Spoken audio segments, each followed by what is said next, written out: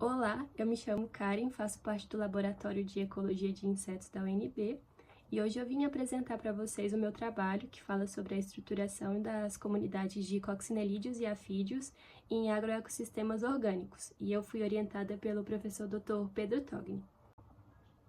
Bem, para a gente entender um pouco mais como que ocorre a formação dessas comunidades, a gente precisa entender que ocorrem alguns tipos de processos, como processos determinísticos e processos estocásticos, ou a junção desses dois tipos de processos.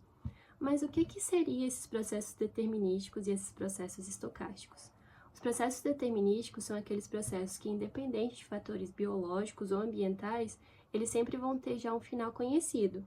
Já os processos estocásticos são já é um processo que, independente desses fatores biológicos conhecidos, o final é sempre indeterminado e é desconhecido. Aí, tendo conhecimento de como que ocorreria esses processos determinísticos e estocásticos em uma comunidade, a gente também começa a pensar um pouco nos fatores bióticos, né? Que são fatores como competição, predação, disponibilidade de alimento, que são conjuntos, né, que determinam o direcionamento de uma certa comunidade. Esse conjunto de fatores a gente consegue formar o que a gente chama de regra de montagem. E tendo conhecimento de como que funcionaria uma regra de montagem, a gente começa a entender que aqueles competidores superiores de um ambiente teriam uma certa tendência a expulsar os competidores inferiores de um certo ambiente, justamente por conta desses fatores bióticos, né? Relembrando que é a competição, disponibilidade de alimento e a predação.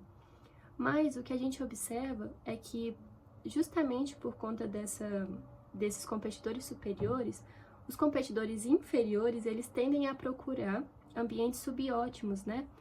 Microhabitats subótimos, justamente por esses microhabitats disponibilizarem recursos secundários para esses competidores inferiores.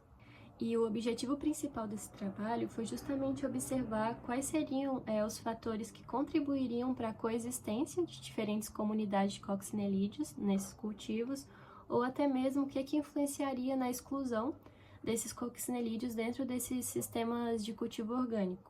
Já nos materiais e métodos, nós amostramos 10 propriedades aqui na região, e nós nos certificamos também que essas propriedades tivessem ali no mínimo 2 km de distância de uma para outra, para que não tivesse interferência, né, de dados, nem convergência de dados de uma para outra.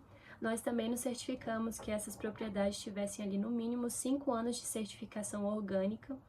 E essas amostragens, né, nessas propriedades foram feitas tanto amostragens de coccinelídeos quanto amostragens de afídeos. E essas amostragens foram feitas de forma quinzenal e em duas épocas determinísticas aqui da região, né, que é na época da transição entre a chuva e a seca e na seca extrema. Para a amostragem de coccinelídeos, nós fazíamos quadrantes de 1 metro por 1 metro, tanto dentro da área cultivada, né, da área de cultivo, tanto na área de espontânea. E para a amostragem de afídeos, nós escolhíamos 40 plantas aleatórias dentro da área cultivada, né, plantas de brasca, repolho, alface, couve, brócolis, dentro da área cultivada, e cada planta, né, nós escolhíamos 3 folhas e amostrávamos o número total de pulgão dessas 3 folhas por planta. Agora, falando um pouquinho mais sobre os resultados obtidos, nós conseguimos coletar 12 espécies diferentes de coccinelídeo nessas propriedades, sendo que as mais conhecidas é Escloneda, Eriopsis, Harmonia e Hipodamia.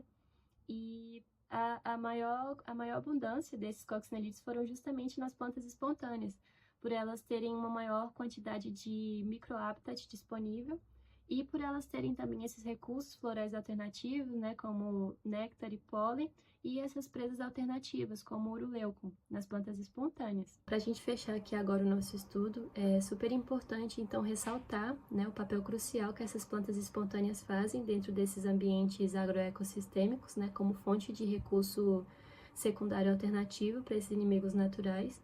É super importante para que eles permaneçam dentro dessas áreas, né, continuem realizando o controle biológico eficaz e constante, né, e uma consequente supressão dessas pragas agrícolas dentro dos cultivos, e para que os agricultores também olhem de forma mais amigável para essas plantas espontâneas e enxerguem melhor os benefícios que elas trazem dentro dos seus cultivos.